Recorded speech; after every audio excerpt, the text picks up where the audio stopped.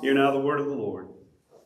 At that very hour, some Pharisees came to him and said, "Get away from here, for Herod wants to kill you." He said to them, "Go and tell that fox from me. Listen, I am casting out demons and performing cures today and tomorrow, and on the third day I'll finish my work. Yet today, tomorrow, and the next day I must be on my way, because it is impossible for a prophet to be killed outside of Jerusalem. Jerusalem, Jerusalem, the city that kills prophets and stones those who are sent to it. How often have I desired to gather your children together as a hen gathers her brood under her wings, and you were not willing. See, your house is left to you, and I tell you, you will not see me until the time comes when you say, 'Blessed is the one who comes in the name of the Lord.'" And this is the word of God for the people of God. Thanks be to God. You may be seated. So, I think if you have multiple children, most families, maybe every family, has at least one child who generally ignores the protective advice given by their parents. There's always one, right? One who just kind of goes their own way. Do you have one of those? We kind of did. So they are a source of frustration for mother hens. In Alaska, whenever we were out hiking or skiing, we knew, you had to be careful. You had to watch out for bear or moose. And we knew not to approach moose because we had been there a while. And unfortunately, some tourists don't follow that advice. Some have paid for that dearly. But if you encountered a moose while you were out hiking or you were out skiing, you either just walked way around it, which wasn't generally the best idea. But if it was possible, you could, or you walked the other way, you just stopped, backed away, and you waited until the moose passed.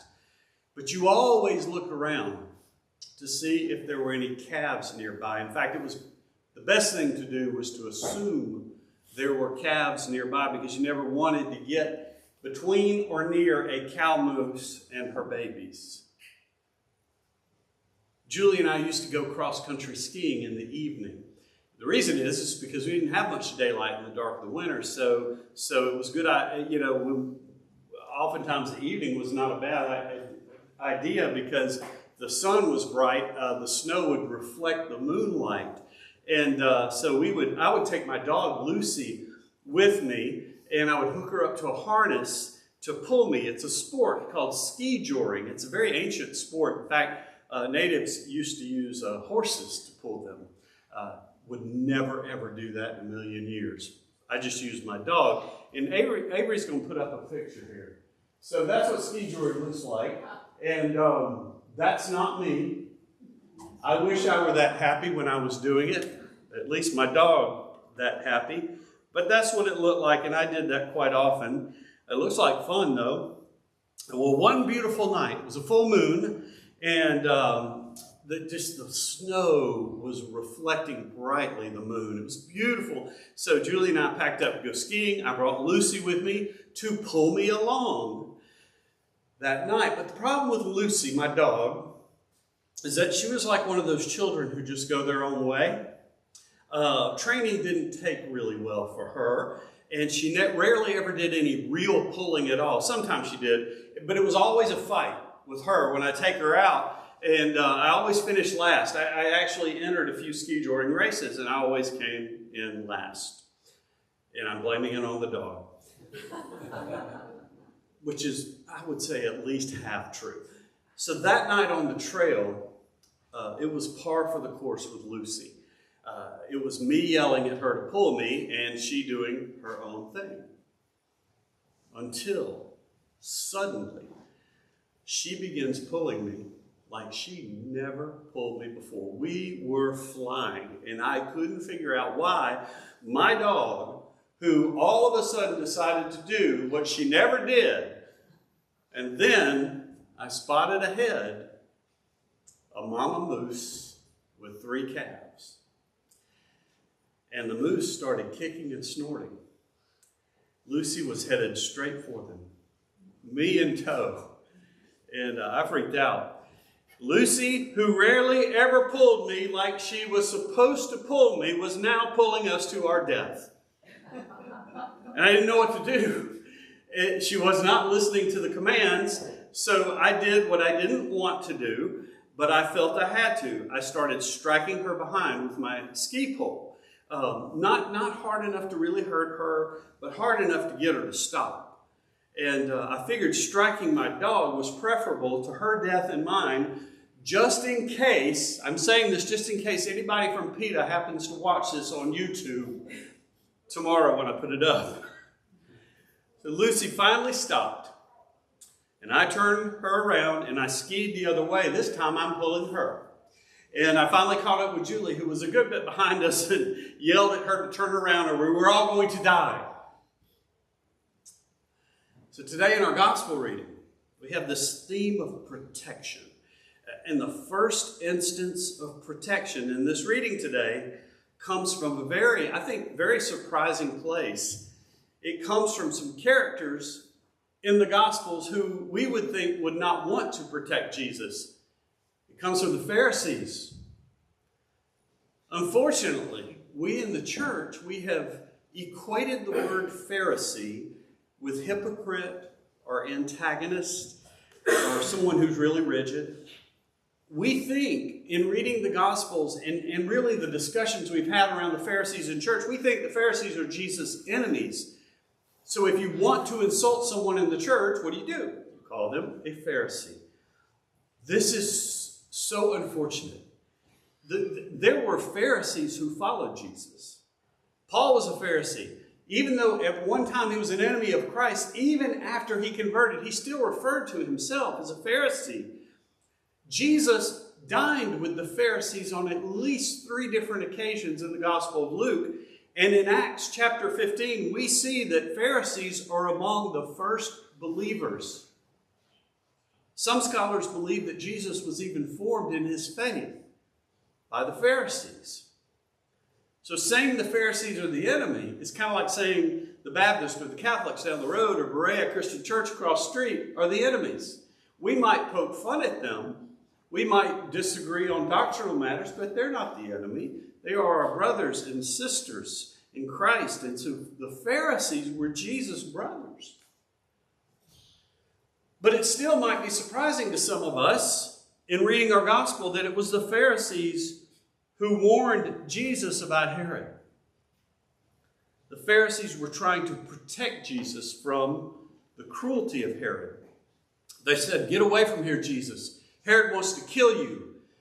But Jesus, in his response, was crystal clear to the Pharisees. He said, "You go tell that old fox Herod, I've got work to do, and I'm not going to let him prevent me. I'm not going to let him frighten me. My work won't be finished until the 3rd day." And he was talking about his resurrection. His work won't be finished until he rises from the dead. Do you know someone, maybe it's someone in your family, who seems to always be anticipating or worrying about the next bad thing to happen? Know anybody like that? Are you like that? I'm like that. That, especially when life is going pretty well. Things are all kind of working smoothly. This dark part of me will stop and think, well, this can't last. Something's going to mess this up. That's giving voice to the darkness. That was the subject of my last 2 sermons, at least in part. And sometimes, so it just tells you sometimes I do not practice what I preach. And oftentimes what I preach is what I need to hear first.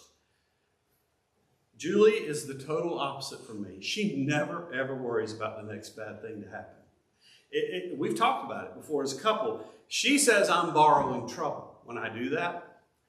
My argument is that I'm just preparing myself for when something bad happens. I'm just getting ready. And we all know you can't go through life without something bad happening. So why not anticipate it? Why not, so you're not blindsided and you can handle it better? That's my argument. And I'm well aware that's not the way. Sometimes I just can't help myself. But while I worry about the coming adversity, she says, bring it on. We'll handle it. Now, to be fair, there have been bad things that have happened to our life where she was a little more shell-shocked and I was a little bit more bring it on. But as a rule, it's usually her in that role and me the one worrying about the next bad thing. But there's always going to be the next bad thing to happen in our life. There are always going to be bumps in the road, and some of them are very big bumps. There is always going to be a fox skulking around the henhouse. But Jesus is unmoved by that old fox Herod, skulking around trying to find a way to finish him. Jesus cannot, he will not change his mission because of the next bad thing that Herod or Rome might do to him. In fact, Jesus is basically telling Herod, bring it on. Because Jesus knows Herod is ultimately powerless to prevent what Jesus came to do. Herod can do nothing to stop him, so why worry about him? And why do we who claim that God will provide for us and claim that God will protect us, why do we ever worry about what bad things in this world can do to us? Why do we? Jesus says you can't add a single hour to your life by worrying, but you sure can take a few hours away. And he knows he's going to die. And he's heading straight into it.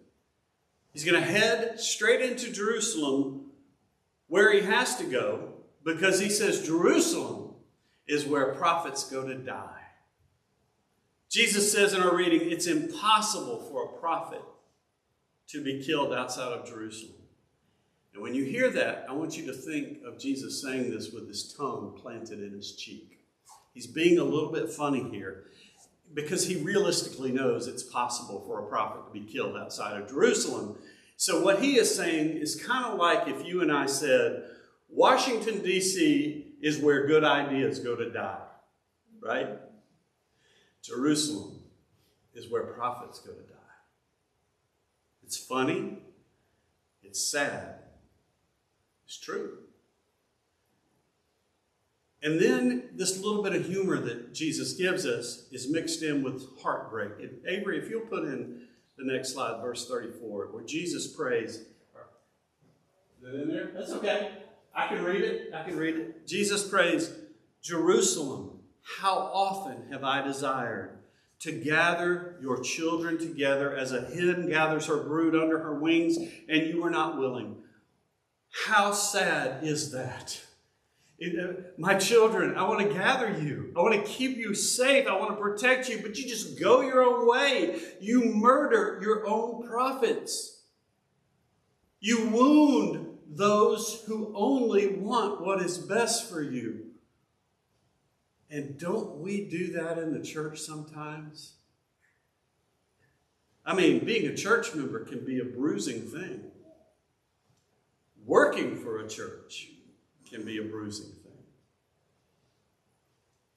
Jerusalem, God's wayward children, the ones who wound their own. And Jesus, like a mother hen, is lamenting her children who just wander off into danger, into spiritual danger. It's a beautiful, heartbreaking image, and every mother, every parent can relate to it. You understand the heartbreak in Jesus' words. If you've ever loved someone you couldn't protect, if you've ever loved someone who messes up their life on drugs, alcohol, gambling, or any other addiction, or any other destructive behavior, or if you've ever loved someone who pushes you away at every turn, you get what Jesus is saying here today. You are willing to help them. You're willing to shelter them until they're made whole. You're willing to do whatever, but they won't respond to your embrace. You understand Jesus' cry for Jerusalem today. The most worrying part of raising children, it's not when they're infants. It's not when they're toddlers. It's not when they're in middle school. It's when the worry really starts when they get behind the wheel of a car. When they get some freedom from your oversight. You fear the phone call. But the worry doesn't get better when they leave home. When they have the freedom to reject your parental guidance. When they leave the care of the mother hen. The worry gets worse. I never worried as much as I did when they left our house. But we cannot live our life anticipating or worrying about the bad things, not for ourselves, not for the ones we love. We can completely paralyze ourselves by anticipating the bad stuff. I've lived that. Worrying about the things we can't control. Worrying about the foxes skulking around the hen house. Thank God Jesus didn't. He could have let the Pharisees' message get to him. He could have spent the rest of his ministry looking over his shoulder around every corner, waiting for Herod to pounce, but he didn't. Instead, he headed straight to the place that kills his own. Straight to the place that kills prophets like him. Straight to the place that's supposed to gather under the wings of the Lord and live together in peace and not wound each other. He headed straight there. He had faith. And even though he was headed into the fox's territory, he had faith in the promise of his Father. And Jesus knew that the protection we need the most is not the protection of the body, but rather the protection of the soul. The fox that we need to be on the lookout for is not the one who can harm our bodies, but the one who can harm our soul, the one who visited Jesus in the wilderness last week. And the promise of the gospel, the promise of God's covenant, is not that we will be free of harm, but that we will be free. Those who live under God's promises, even though harm may come to you in this world, you will suffer no permanent harm. And don't we spend so much time, so much worry, so much energy, so many resources trying to protect what's ours? How much more time, how much more energy, how much more money do we spend trying to protect our wealth, our family, and our stuff than we do protecting our soul? I think we may all be afraid to answer that. And if we spent that much time and energy trying to protect our souls from the fox that's going to harm our soul, I think we would truly and freely live within God's covenant promise with the same kind of determination Jesus did. The promise of Jesus is that we need not fear the foxes that seek to harm our bodies, because we are protected from those foxes by the very thing Jesus went to Jerusalem to do. Like a mother hen, Jesus got in front of us, covered us with his outstretched arms, so that we would never need to worry about the next bad thing. And he proved it to us on the third day. So, to all of the bad things said to us, to all of the bad things that will happen to us, to all of those enemies who seek to harm us, visible or invisible, to all of those foxes skulking around the hen house, we can say under the shadow of the cross, bring it on. We are covered by his blood. Let us take a moment of silence. You may come to the altar and pray if you wish.